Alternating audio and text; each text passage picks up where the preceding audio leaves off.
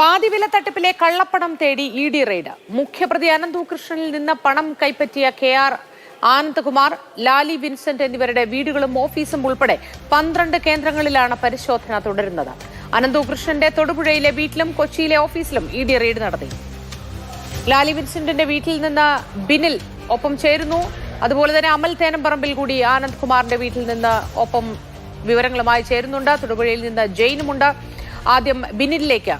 Binil, raid പൂർത്തിയാക്കിയോ? വിശദാംശങ്ങൾ എന്താണ്? Moti, raid പൂർത്തിയായിട്ടില്ല. രാവിലെ 7 മണിയോടുകൂടി എത്തിയ ഇ ഡി സംഘം ഇപ്പോഴും ലാലി വിൻസെന്റിന്റെ ഫ്ളാറ്റിൽ തുടരുകയാണ്. കൊച്ചി മറൈൻ ഡ്രൈവിലെ ആർമി ഫ്ളാറ്റിലാണ് ലാലി വിൻസെന്റ് താമസിക്കുന്നത്. അവിടെയാണ് ഇപ്പോൾ പരിശോധന നടക്കുന്നത്. ഈ ഫ്ളാറ്റിന്റെ തൊട്ടടുത്ത ഫ്ളാറ്റാണ് അശോക ഫ്ളാറ്റ്. അവിടെയാണ് അനന്തകൃഷ്ണന് 3 ഫ്ളാറ്റുകളുള്ളത്. അവിടെയാണ് അനന്തു താമസിച്ചിരുന്നത്. ഒപ്പം 10ഓളം ജീവനക്കാരും ആ ഫ്ളാറ്റിൽ വന്നുപോയിരുന്നു എന്നത് നേരത്തെ തന്നെ വ്യക്തമായിരുന്നു. ഈ കേസുമായി ബന്ധപ്പെട്ട പ്രധാനപ്പെട്ട രേഖകളൊക്കെ ഉള്ളത് ഈ ഫ്ളാറ്റിന് തൊട്ടടുത്തുള്ള അശോക ഫ്ളാറ്റിലാണ്. ഇപ്പോൾ ലാലി വിൻസെന്റിന്റെ ഫ്ളാറ്റിൽ നടക്കുന്ന പരിശോധനയുടെ ഏറ്റവും പ്രധാനപ്പെട്ട വസ്തുത എന്നത് അവർ ലാലി വിൻസെന്റ് അനന്തകൃഷ്ണന്റെ ലീഗൽ അഡ്വൈസറാണ് എന്നതാണ്. അവർ പറയുന്നത് 46 ലക്ഷം രൂപ അനന്തകൃഷ്ണന്റെ അക്കൗണ്ടിൽ നിന്ന് ലാലി വിൻസെന്റിന്റെ അക്കൗണ്ടിലേക്ക് വരികയും ചെയ്തിട്ടുണ്ട്. അക്കൗണ്ടിലല്ലാത്ത പണമിടപാടുകൾ ഇവർ തമ്മിൽ നടത്തിയിട്ടുണ്ടോ എന്നത് ഇനി പുറത്തു വരേണ്ട കാര്യമാണ്. എന്തായാലും അഭിഭാഷകൻ എന്ന നിലയിൽ മാത്രമുള്ള സാമ്പത്തിക ഇടപാട് എന്നതാണ് ലാലി വിൻസെന്റിന്റെ ന്യായീകരണം. പക്ഷേ നേരത്തെ കണ്ണൂർ ടൗൺ പോലീസ് ലാലി വിൻസെന്റിനെ ഈ തട്ടിപ്പിൽ, അതായത് പാതിവില തട്ടിപ്പിൽ പ്രതികരിച്ചിരുന്നു. അതിന്റെ തുടർച്ചയായിട്ടാണ് ഇ ഡിയുടെ ECIR വരുന്നത്. ആ ECIRലും ലാലി വിൻസെന്റ് പ്രതിയാണ്. അതുകൊണ്ടാണ് അവരുടെ വീടുകൾ, ഫ്ളാറ്റിലൊക്കെ പരിശോധന നടക്കുന്നത്. ഈ ഫ്ളാറ്റിന്റെ താഴെയാണ് ലാലി വിൻസെന്റിന്റെ ഓഫീസ് ഉള്ളത്. ആ ഓഫീസിൽ പരിശോധന നടക്കുമോ എന്നത് അല്പസമയത്തിന് ശേഷം മാത്രമേ അറിയുള്ളൂ. എന്തായാലും ആ പരിശോധന നീണ്ടുപോവുകയാണ്. ഉദ്യോഗസ്ഥർ ഇപ്പോഴും ഈ ഫ്ളാറ്റിനുള്ളിൽ തന്നെയാണുള്ളത്. രേഖകളൊക്കെ തന്നെ പരിശോധിക്കുന്നു എന്നതാണ് നമുക്ക് മനസ്സിലാക്കാൻ കഴിയുന്ന വിവരം. ലാലിയുടെ റോൾ എന്ത് എന്നത് ഇന്നലെ ഹൈക്കോടതി ചോദിച്ചിരുന്നു. അതായത് ഇവർ തമ്മിൽ, അഭിഭാഷകരും ക്ലയന്റും തമ്മിലുള്ള ബന്ധത്തിനപ്പുറത്ത് സാമ്പത്തിക ഇടപാടുകൾ മറ്റെന്തെങ്കിലും ഉണ്ടോ എന്നതാണ് ഏറ്റവും പ്രധാനപ്പെട്ട കാര്യം. അതിലാണ് ഇ ഡിയുടെ പരിശോധന നടക്കുന്നത്. ഇതിൽ നമ്മൾ ശ്രദ്ധിക്കേണ്ട ഒരു പ്രധാനപ്പെട്ട കാര്യം എന്നത് രാഷ്ട്രീയക്കാർക്ക്, നിരവധി പേർക്ക് അനന്തകൃഷ്ണൻ പണം നൽകിയിട്ടുണ്ട്. ഈ തട്ടിപ്പ് പുറത്താകും, അതായത് ഈ കറക്ക് കമ്പനി പൊളിഞ്ഞു പോകുമെന്നൊരു ഘട്ടം വന്നപ്പോൾ ഈ തട്ടിപ്പുമായി ബന്ധപ്പെട്ടതും രാഷ്ട്രീയക്കാർക്ക് നൽകിയ പണത്തിന്റെയും വിശദാംശങ്ങളെല്ലാം തന്നെ അനന്തകൃഷ്ണൻ ഒരു ഡയറിയിൽ രേഖപ്പെടുത്തി വെച്ചിരുന്നു. ആ ഡയറി മൂവാറ്റുപുഴ പോലീസ് കസ്റ്റഡിയിലെടുക്കുകയും മജിസ്ട്രേറ്റ് കോടതിയിൽ ഹാജരാക്കുകയും ചെയ്തിട്ടുണ്ട്. അതിൽ ആർക്കൊക്കെയാണ് രാഷ്ട്രീയക്കാർക്ക് പണം നൽകിയിരിക്കുന്നതെന്ന് അതിൽ വിശദീകരിച്ച് തന്നെ പറയുന്നുണ്ട്. അതുകൊണ്ട് തന്നെ ഇപ്പോഴത്തെ ഈ 12 ഇടങ്ങളിലെ റെയ്ഡ് കൊണ്ട് കാര്യങ്ങൾ ഇ ഡി അവസാനിപ്പിക്കില്ല. ഇ ഡിക്ക് കൃത്യമായും ഈ കേസിലേക്ക് ഇ ഡി ഇത്ര പെട്ടെന്ന് ചടുലമായ ഒരു നീക്കത്തോടെ വരുന്നത് ഇതിൽ രാഷ്ട്രീയക്കാരുണ്ട്.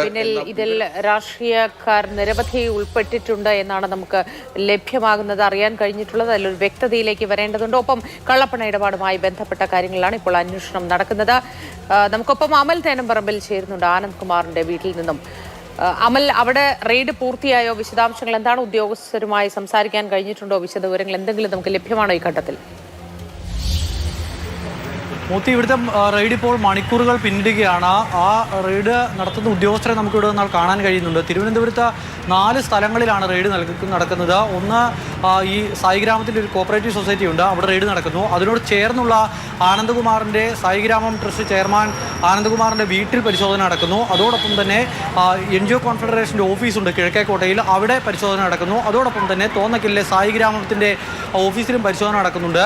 ഏതെങ്കിലും തരത്തിലുള്ള ആസൂത്രണമോ ഗൂഢാലോചനയോ വല്ലതും ഈ പറയുന്ന സ്ഥലങ്ങളിൽ വെച്ച് നടന്നിട്ടുണ്ടോ എന്നുള്ള കാര്യം പരിശോധിക്കുന്നു. അതോടൊപ്പം തന്നെ ഈ തട്ടിപ്പുമായി ബന്ധപ്പെട്ട രേഖകൾ, അല്ലെങ്കിൽ ഈ പദ്ധതിയുമായി ബന്ധപ്പെട്ട രേഖകളെല്ലാം തന്നെ അവർ ശേഖരിക്കുന്നുണ്ട്, അത് പരിശോധിക്കുന്നു.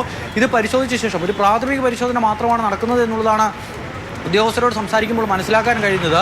അതിനപ്പുറത്തേക്ക് ഈ പരിശോധനയിൽ എന്തെങ്കിലും നിർണായക കണ്ടെത്തലുണ്ടായാൽ മാത്രമേ കൂടുതൽ നടപടികളിലേക്ക് എൻഫോഴ്സ്മെൻറ്റ് ഡയറക്ടറേറ്റ് പോകാൻ സാധ്യതയുള്ളൂ. പക്ഷേ ക്രൈംബ്രാഞ്ചിൻ്റെ പരിശോധന ഇതിന് സമാന്തരമായി തന്നെ നടക്കുന്നുണ്ട്. അവർക്ക് വേണമെങ്കിൽ നടപടികളിലേക്ക് പോകാം. പക്ഷേ മുൻകൂർ ജാമ്യാപേക്ഷയിൽ വിധി പറയാനായി ആനന്ദകുമാറിൻ്റെ മുൻകൂർ ജാമ്യാപേക്ഷ ഇന്ന് തിരുവനന്തപുരം അഡീഷണൽ സെഷൻസ് കോടതി പരിഗണിച്ചിരുന്നു. ആ പരിഗണിച്ച സമയത്ത് 27-ാം തീയതിയിലേക്ക് ആ മുൻകൂർ ജാമ്യാപേക്ഷ മാറ്റിയിട്ടുണ്ട്. ക്രൈംബ്രാഞ്ച് ഇന്ന് കോടതിയിൽ റിപ്പോർട്ട് സമർപ്പിക്കും എന്നാണ് പറഞ്ഞിരുന്നതെങ്കിൽ ഇന്ന് പക്ഷേ റിപ്പോർട്ട് സമർപ്പിക്കപ്പെട്ടില്ല. അതിനാലാണ് ഇതിൻ്റെ വിധി പറയുന്നത് മാറ്റിവെച്ചിരിക്കുന്നത്. അതിനാൽ മുൻകൂർ ജാമ്യാപേക്ഷ മാറ്റിവെച്ചിരിക്കുന്നു. അറസ്റ്റ് ഉണ്ടാകില്ല.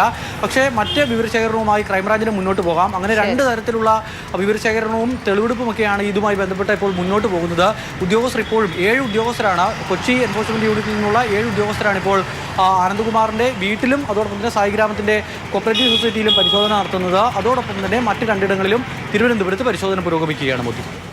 ശരി, അമൽ. തിരുവനന്തപുരത്തും പരിശോധന പുരോഗമിക്കുകയാണ്. ഒപ്പം സമാന്തരമായി ക്രൈംബ്രാഞ്ചിന്റെ പരിശോധനയും പുരോഗമിക്കുന്നുണ്ട്. ഇപ്പോൾ ജെയിൻ എസ് രാജു തൊടുപുഴയിൽ നിന്നും വിവരങ്ങളുമായി ചേരുന്നുണ്ട്.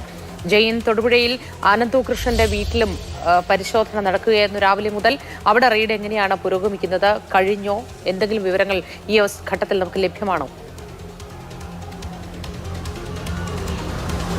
മോത്തി, അനന്തു കൃഷ്ണന്റെ വീട്ടിലും ഓഫീസിലുമായിട്ടാണ് ഇന്ന് ED റെയ്ഡ് നടന്നത്. ആ റെയ്ഡ് പൂർത്തിയായിട്ടുണ്ട്. ഏതാണ്ട് 2 മണിക്കൂറോളം നീണ്ട റെയ്ഡായിരുന്നു 2 സ്ഥലങ്ങളിലുമായി നടന്നത്. അതിനുശേഷം ഉദ്യോഗസ്ഥർ ഇവിടെ നിന്ന് മടങ്ങിപ്പോയി.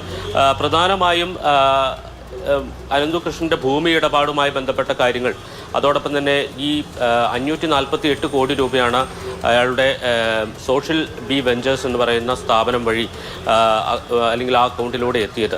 അപ്പോൾ ഇത്തരം പണമിടപാടുകൾ, അതോടൊപ്പം തന്നെ രാഷ്ട്രീയ നേതാക്കൾക്ക് നൽകിയ പണത്തെ സംബന്ധിച്ചുള്ള വിവരങ്ങൾ, ഇതടക്കമുള്ള കാര്യങ്ങളാണ് ED അന്വേഷിക്കുന്നത്.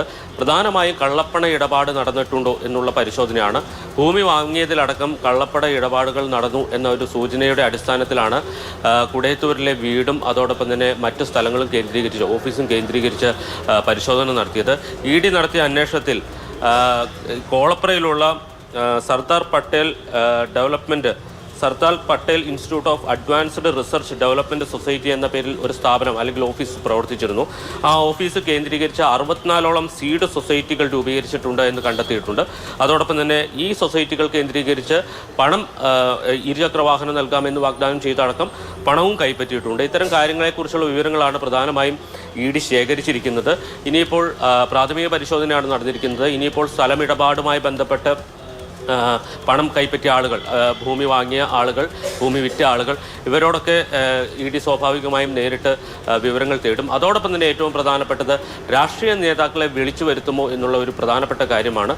ഇപ്പോൾ ഇതുമായി ബന്ധപ്പെട്ട ആക്ഷേപം ഉയർന്ന ഡീൻ കുര്യാക്കോസ് MPയും അതോടൊപ്പം തന്നെ CPMന്റെ ജില്ലാ സെക്രട്ടറി CB വർഗീസും അടക്കമുള്ളവർ ഈ ആരോപണങ്ങളെല്ലാം നിഷേധിച്ചിട്ടുണ്ട്. അവർ യാതൊരു രീതിയിലുള്ള സാമ്പത്തിക ഇടപാടുകളും അനന്തു കൃഷ്ണനുമായി നടത്തിയിട്ടില്ല എന്നാണ് പറഞ്ഞത്.